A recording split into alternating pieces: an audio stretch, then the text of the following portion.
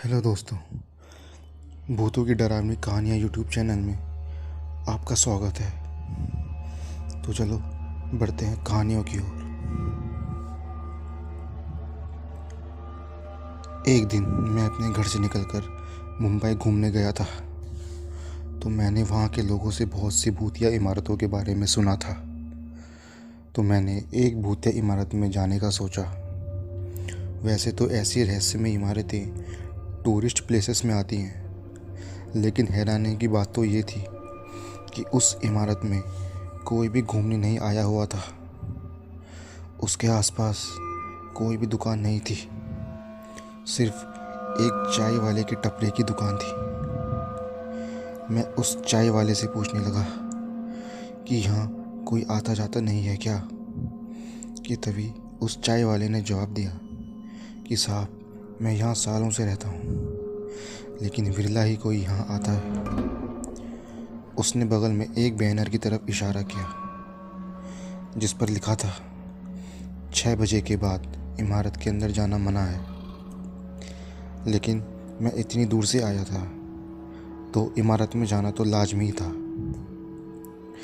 मैं उस इमारत के अंदर गया तो मुझे ऐसा लगा कि मानो मेरे कानों में कोई कुछ कह रहा हो, लेकिन मैंने ज़्यादा ध्यान नहीं दिया।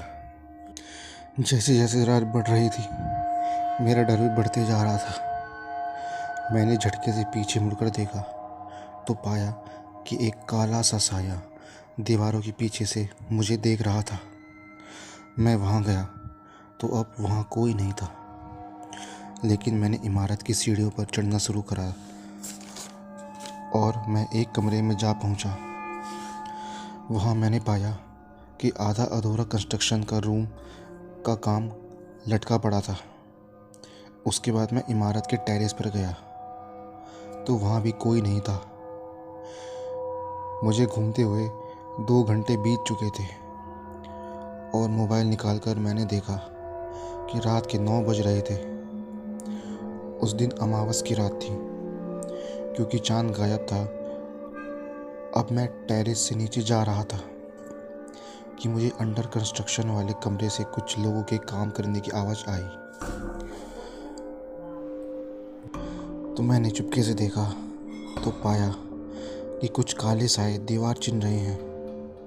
मैं उसी वक्त इमारत की सीढ़ियों से नीचे उतरने लगा और इमारत से बाहर भागने लगा, लेकिन एक काले साए ने मेरा रास्ता रोक दिया। अब मैं करता भी तो क्या।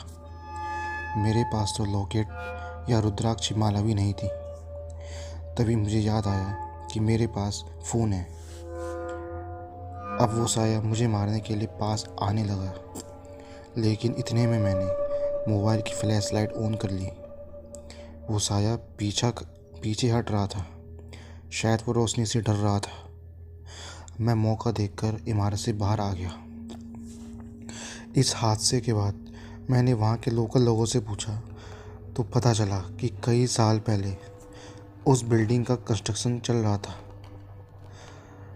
काम ऊंचाई पर चल रहा था।